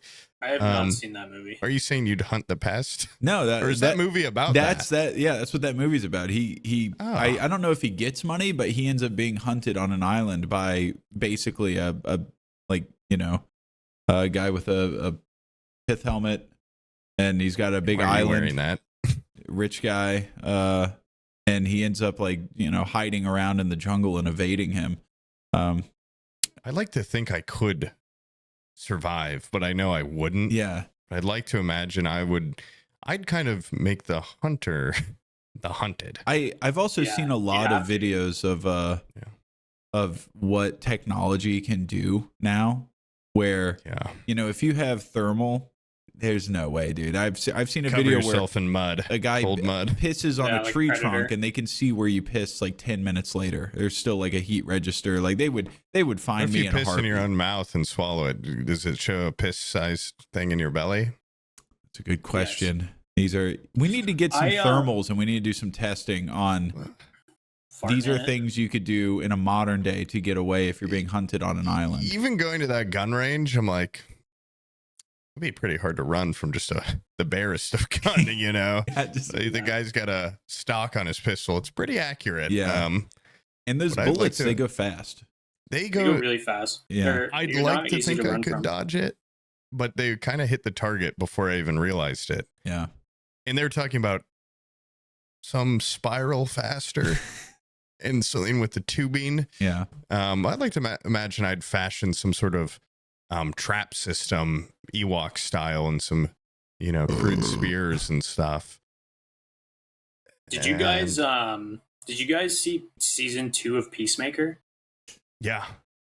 Did you remember the eagle hunter? In that, Oh, yeah. Dude, that guy ruled. that guy was so absolutely awesome. ruled. I'd want to be love- hunted by that guy. I love that he actually was like had power to hunt the primal, Yeah. The prime eagle. prime and he's eagle, got, yeah, He's that- got like the biggest gun ever. It's like Sam. 8 You would feet love long. this guy. Really? Oh, Like you white would. guy It's as a played Native by American. Michael. Is it Michael Rooker? Rook? It's something like he was in Walking Dead. Yeah. It's like Daryl's brother. Okay. Yeah. That The guy blue rocks. guy. Yeah. Yeah. Guardians of the Yeah. Galaxy. He plays like the foremost bald eagle hunter Yeah, in the world. He's a bald eagle hunter. And he has like a 12-foot long gun that he like he's lines basically up. like the guy who hunts fucking what's that stupid rabbit's name? Elmer Fudd. Yeah. Bugs. Yeah, he's like Elmer Fudd, but like a Native American, like wannabe white guy. Yeah. That's and awesome. he like has a theory about the prime eagle being the eagle that can basically control all other eagles something. And he's right. He ends up being he's like, crazy the whole show, but he's right. There is a prime eagle, and he does have like hunting abilities where he can like astral project himself to fly like an eagle. Yeah, he can like warg like in Game of Thrones into the eagle, like to see what it's awesome, or like to see above, like he flies like an eagle. You should just see a picture of that gun. Let me see if I can, because I know you. I mean, you have the Jumanji guy. Yeah. This puts that gun to shame. The Jumanji guy rocks, gun. Dude. Van Pelt. He's cool too. Yeah. I wouldn't want to be hunted by that guy either. You know what? Upon rewatching that movie, that guy had such like an imprint on me. And then rewatching the movie, he doesn't have many voice lines or anything. He's just kind of walking around and aura farming, but he doesn't really say much except for "Aren't you scared?" That's all he really says. Yeah. And I kind of thought he dropped more one-liners, but. I feel all my memory of him is just kind of making faces. Yeah, and walking. I remember he like walks to a super Walmart with his big blunderbuss, and he's like blasting everything. But that movie holds up big time. Like that's probably why he left such an impression on you, is because he wasn't making all those one-liners. He didn't need to. Yeah, he didn't need Less to. Less is more. Yeah. But okay, I sent you a picture in Discord, Sam. It doesn't even show the full length. I can't find a picture of the full length. You cannot show the full length of this gun. It is so awesome. Look how he has to hold it. Yeah. Oh, that's awesome. It is like the best fucking part of that whole season was that guy. Yeah. Have you ever seen one of those, are they called punt guns? Punt rifles? It's basically, it looks like that. It's just a giant shotgun that works like a cannon. And they kind of like set them up and they aim them towards the sky, and then they go scare a flock of like birds, and then they just blast the entire flock out of the sky. All these pictures look fake of this rifle. It looks like the gun they used in one of the Jackass movies to shoot the fat guy. Yeah, this is awesome. Yeah, I had a friend growing up whose dad went hunting a lot, and they had all this kind of shit.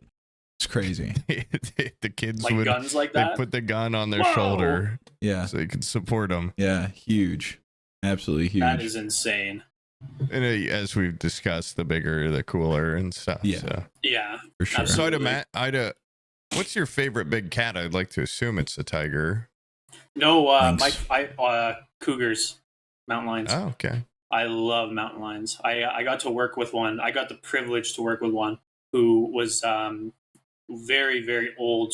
By the time I met her, she was about 22, and she was like this old lady, and she would sit there, and I would go and talk to her every morning, and she would sit there and just watch you, and her front legs would be kind of shaking a little bit because she's so old, and it was one of the dumbest things I ever did, but she was kind of like nasty, it seemed, where she would look at you and she'd hiss, and she'd keep hissing at you, but she'd want to be near you. And then eventually, after a while, she'd roll on her back at you and stuff. And then I remember one day I said, "Sounds like a woman." One day I said to myself, "I think you're full of shit." And I pet her, and it was like, she was like the nicest cat ever, like any house cat. And she was not a house cat. It was dangerous, and I shouldn't have done it. But I'm glad I did. And unfortunately, she's not around anymore because she was so old. Do you think she could have fucked you up in that moment, being all old and shit? Yeah, absolutely. Yeah, she was shaking though. I think you could have taken her. She was maybe, but those claws, dude. Ooh, yeah, I wouldn't wanna. I'm glad I got to interact with her like that. I think, from what I understand, I was the first person to in probably almost 20 years, and it really brought cougars up for me. It was really that's cool. A good experience. Why do they have so many different names? confusing. I don't know. Cougars, pumas, mountain lions, shadow I thought they were all different cats for a long time, and then I'm all like, the same cat. The only two different, I know there's Florida panthers, and then there's like the other, like there's a couple other subspecies. A lot of it has to do with how big their range is. Different people within their range have different names for them. It's like soda pop. Yeah, Coke. sure. Yeah, no, that would be a good example. Like, because you have cougars all the way in Canada, and then they come all the way down to Central America, right? So, or yeah, Central America. So, like, they got a big, aren't those the ones range. that sound like crying women? They can, them and lynx. Up, I have lynx where I live, and they basically just sound. It's like a shrill scream. Yeah, it's terrifying. Very, very scary. Imagine There's being a out in fox the wild in my backyard, and I heard it like they've kind of got like a squealing little. I don't know. It was just scary. It sounded like something kind of screaming in my backyard, and I caught sight of it once. I thought it was a chupacabra myself. Yeah. It was very mangy looking. How do fox? Do they hibernate or something? Because there's a huge hole in my backyard, and I saw it one time, and I don't know if it just crawled in there and died. They'll hole up in dens, and they'll live through dens. But all of the foxes where I live are year round. They're out year round. Yeah, interesting. I haven't seen it since. I heard it one night. I saw it once, and now there's just a huge hole. And I'm hoping for its sake it just kind of moves on. Because we have 3 dogs. Ran out of house cats. Yeah. I don't want it to eat my dog, and then the other dogs kill it, and it just make a whole. Have you ever interacted with a platypus? I have not interacted with a platypus. I'm sorry. I was just trying to think, like, this guy's into, like, weird animals. That's about as weird as it gets. That's like a real-life hybrid creepy fuck. It is. Yeah. It really is. That's about as close as you can get. No, I have not had the privilege of interacting with a platypus. I can't remember if Toronto Zoo has one. They might, but I don't think they do. I don't think there's many in Canada, if any. Really? Where are they from? Australia. Oh, weird. Oh, okay. Yeah, they're from Australia. They got all the weird shit down there, right? What's up with that? They do. Yeah. Backwards. They also platypus lay eggs. They're one of the only mammals that lay eggs. They're venomous. Like, they're more weird than just like a duck. Venomous in a weird way. Yeah. Isn't it like on the back of their leg or something? It's one of their back toes. Yeah. It's just weird to have like one little back toe that's a little barbed toe. Yeah. Yeah. They're like, fuck it, whatever. Yeah. Are they? What do they eat? What do they like? I think they're mostly herbivorous, so like little plants, algae, and little bugs that are living in the algae. Isn't that strange that like gorilla? It's like the gorillas, they like the biggest fucking primate, and they just eat like roots and leaves and stuff. Yeah, You'd think they would be tearing up deer or something. Yeah, that's what chimps are doing these days. They'll like hunt monkeys and stuff, and then like fight for who gets the best parts of the monkey and stuff. But yeah, gorillas are like peaceful until one gets angry at you and rips your back off. Mighty Joe Young. Yes, that's I have a scary seen gorilla. Yeah, that's a scary gorilla. Yeah. I wish they were that big. I don't. I wish America had cooler. Like, didn't we used to have some pretty badass not that long ago? Like, was there a cheetah here or something? Did I so hear that? there's a cat called the American cheetah, and it's as we've learned more about them, the understanding of them is slowly turning into less of them being cheetah-like and more of them being cougar-like, or like almost like an in-between, where they have some cheetah traits and they also have a lot of cougar traits. I think sometimes I get my deer and stuff mixed up. I'm just going to double check my fact here quick. There is a cool theory. There's a deer called what's this thing called? I forget what it's called. There's a deer species in North America, and they are faster than any predator we have. And one of the running theories is that was the niche that the American cheetah filled. Is it specialized in hunting that animal. But they've since gone extinct, but those animals are still have the traits to be able to evade a faster big cat. That's cool. We also had American lions, cave lions, super big. I wish we had those cats everywhere in Indiana. Yeah. And Joshua Tree, I was reading the little, like the plaques that are everywhere. I don't know if these are true or whatever. I don't know if you know anything about this, but in Joshua Tree, they were talking about the ground sloth that used to roam around the Mojave, and it was fucking huge. And it was the main way that the Joshua Tree moved its seeds around, was it hoped that those big ground sloths would bump up against it, and then it would carry the seeds around. And since it went extinct, the Joshua Tree just kind of, the seeds just fall right where they land, and then they're not able to like disperse at all. That's something that happens with that megafaunal mass extinction I was telling you guys about earlier. It's something that had effects worldwide, even in Australia and New Zealand. Things like avocado pits, there's nothing natural to move them these days, and so a lot of the theories are that these ancient megafauna, which are since extinct, are what were moving these things around. What did it in Australia? I think it was something called, this is another thing where I gotta look at, there's so many names. We had a microfaunal extinction, and we lived in a world of giants. We are having one right now. I think like 65% of all insects have died off or something. Like that there was like, well, oh, you mean like all the small people die off? Like, no, Jimmy? I just mean you like want Jimmy to die. Then. Our last guest. I just don't think he could. I think if we lived in the world of giants, he would be one of the first to go. Yes, I think a big ass bird would carry him to its nest, and they'd eat for a whole afternoon. Have you guys seen, like, just going back to those ground sloths, like how cool, like the evidence of them existing, like it still exists today because they were so big and had such an impact on their environments.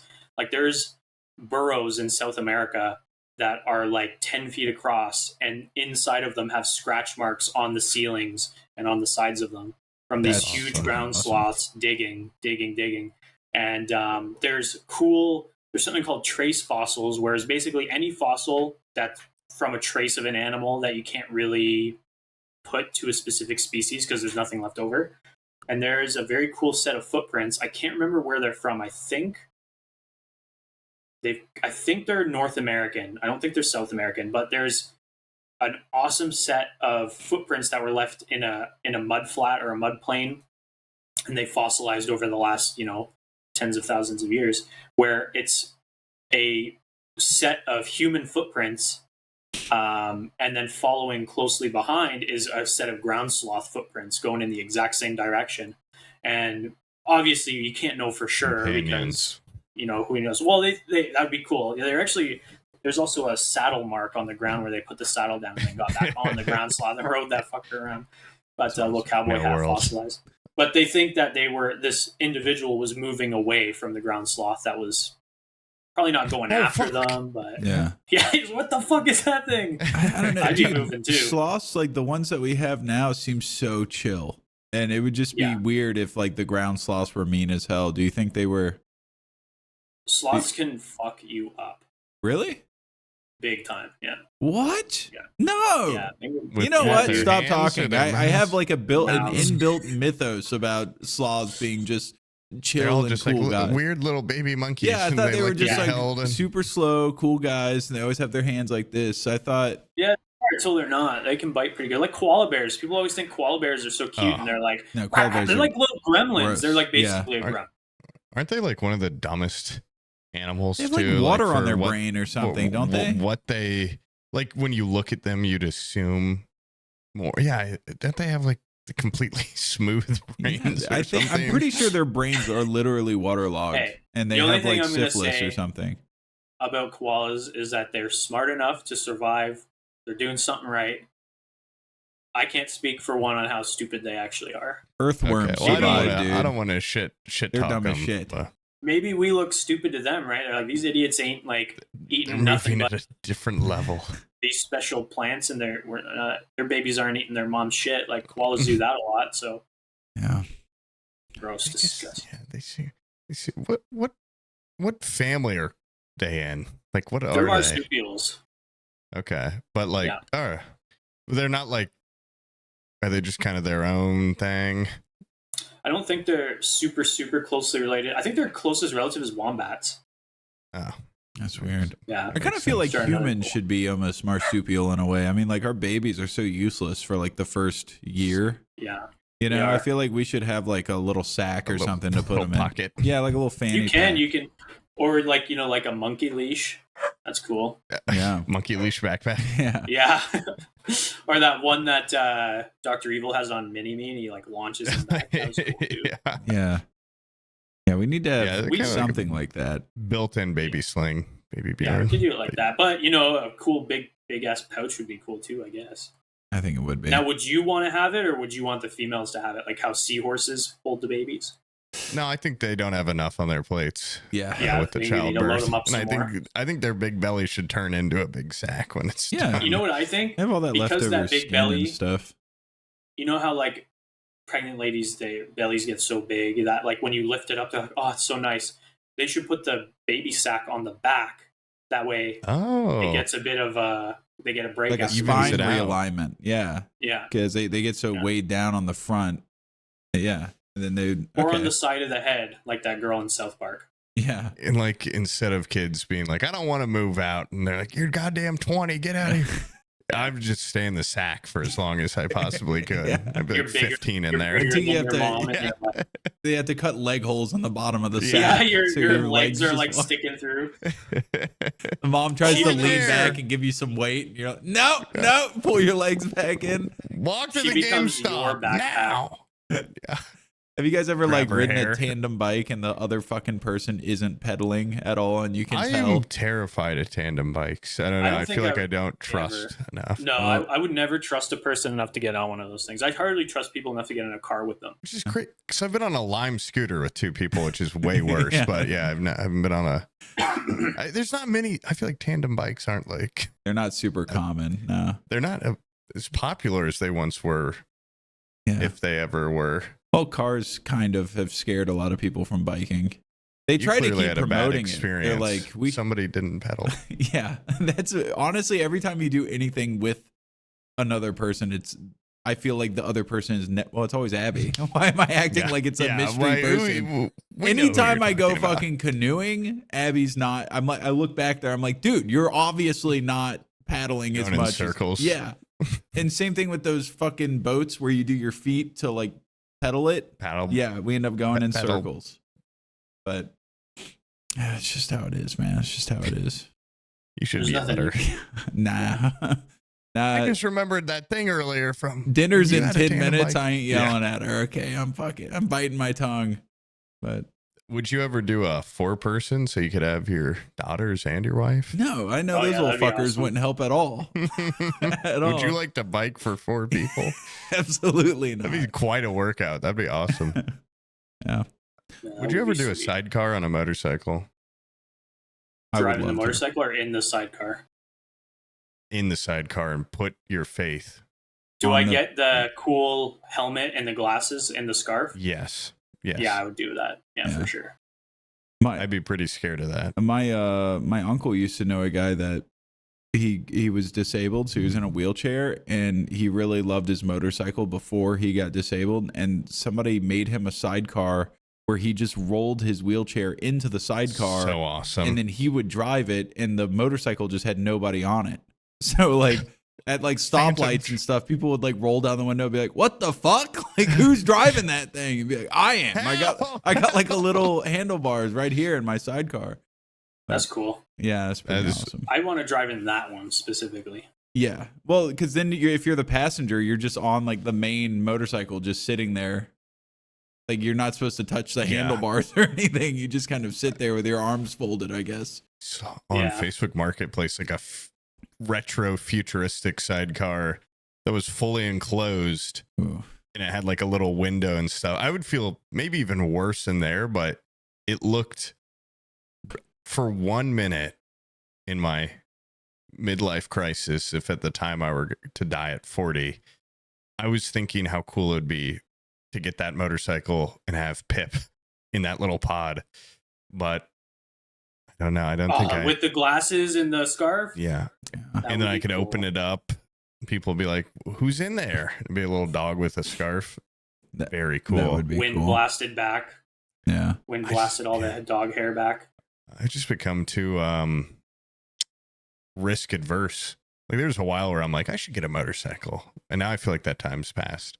My dad scared me out of getting a motorcycle pretty early because he had a friend who had a motorcycle and got into an accident. They got decapitated by a transport. Oh my God. And I was like, okay, I'm not going to get one. My dad filled me with fear of basically everything growing up. He had so many stories. Let me tell you, dude. Both my parents. Oh God. My brother got into an accident with a motorcycle, and this isn't the thing that like fully crippled him, but he ended up Can't help. Yeah, he didn't die or anything, but a truck pulled out in front of him without seeing him, and he ended up just rear-ending this truck, and then he went into the bed of the truck, and his body fully crumpled in the guy's toolbox that he had in the bed. And my brother he's just like, he's got like the body of a guy 10, 15 years older than him. You know, he's not even 40 yet, and he's just like very old. He's very stiff because of the amount of like beating his body took from the car crashes and lack of underwear. Yeah. Yeah. Well, underwear he gets doesn't so wear underwear? tedious to put on if you can't bend that much. So Yeah, that's fair. yeah. But I bet getting hit by my girlfriend was actually hit by a transport like 2 years ago, and she's like, those things are like the scariest fucking death machines in the world. Like, wait, what'd she get hit by? she got hit by a transport truck, But that was a transport truck. like an Like a 18 semi? Oh, Yeah, semi. oh, like a Yeah. We semi got a truck. lot of Damn. semi truck drivers in this audience, so I'm gonna say they're kind of like badass and not. Well, this one wasn't. This one sucked. Yeah. Stalled, cut that. Yeah. This one fucking sucked. Well, I don't know. I feel like the truck drivers in the audience like hearing stories about how people fear their trucks. How they're like death. yeah, like they're Death on the like road. they're a stampede of elephant going down that interstate. You know. Let me tell you, you guys scared the fuck out of her. Okay. She's scared of you now. Job well done, Yeah. guys. Yeah. There, every truck driver in the audience is fucking pulling that horn right now. Yeah. Oh, we did it. We got We another got one. another Added to the one. list. Yeah. That's awesome. That's But four she's tonight. all right, right? She's fine. Yeah. Yeah. She's fine. Camera pans over. She's in an iron lung. Yeah. She's got the full body cast with the ropes holding her arms like up off Yeah. the bed. I'm That's my floating like. in the back to tank. Yeah, she's fine. She's right there. She's like already half a skeleton. She's been dead. Yeah, medical skeleton just on a stand. The transport's still in her. Like she's got like. If you pull She on her gets to arm, see the whole world now. If you pull on her She's- arm, it she's- makes the honk noise. Chained to the front of a semi. Yeah, yeah, that was fucked up. She has to spit fuel into it occasionally. That semi's still running today. She's like one of those toys that you zip tie to the front of the semi truck. It's just her. That way, you know, that is terrifying when you think about it. There's people that get hit by trucks and then they're scared of them, and you know that truck's still out there on the road somewhere. Yeah. Like she's Yeah, every time she gets in her car, she has to think like it's out there somewhere. yeah. It's she on the sees road. it. It's good. The headlights are red. Yeah. Like she sees it in the distance in the middle of the night. When she got hit, was she in a car herself, or did she just get ran Yeah, over? so Oh, okay. she was in a car and she was fully stopped at a construction stop, and she got hit at 90 kilometers an hour. I don't Oh know my how much God. that is in miles. But Yeah, I was about to fucked say. I her thought car that was up. really 1,000. fast, and then you said it's- it I think wasn't it's in about freedom a units. So million miles an hour. 90 kilometers an hour to mph. Snail's pace, 55.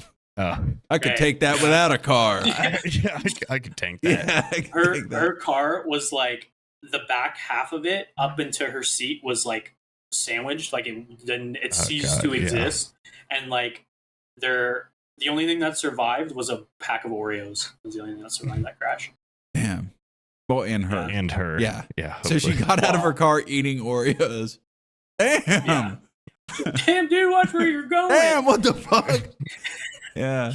That's yeah, that sucks. I had a family member that was driving down the interstate and a fucking tire came off an 18-wheeler coming the opposite direction, went over the median and just into the windshield of her car, completely totaled her car.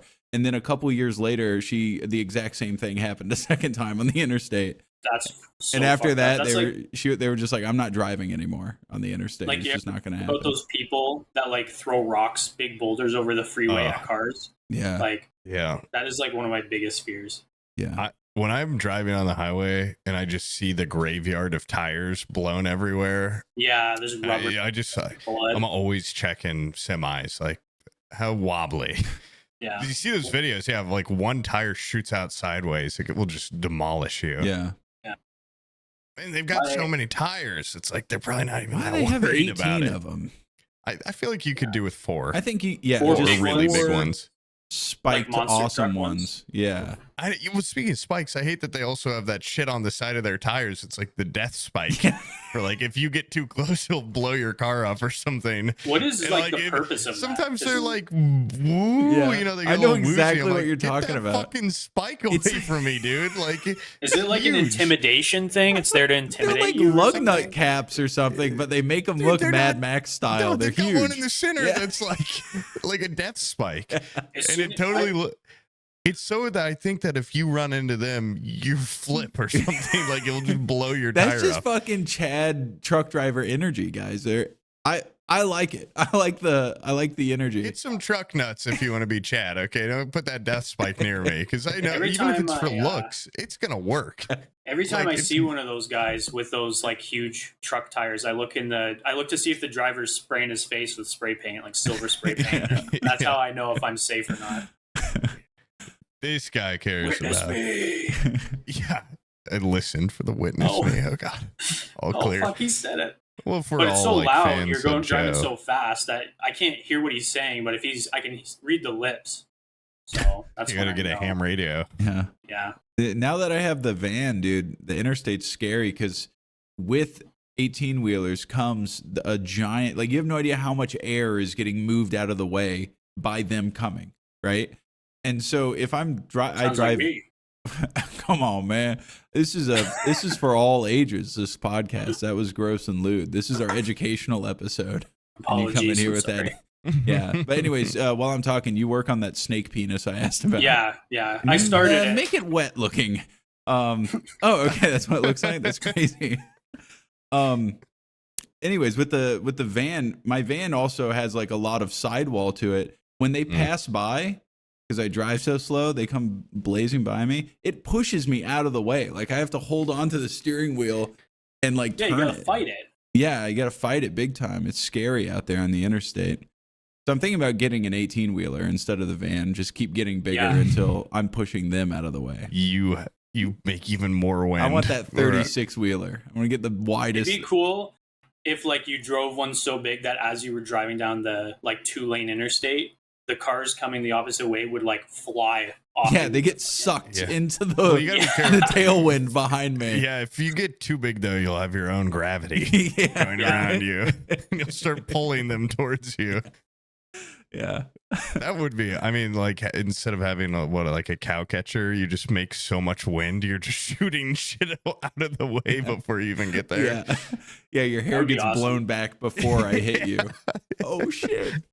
Roll them windows up, I'm coming through.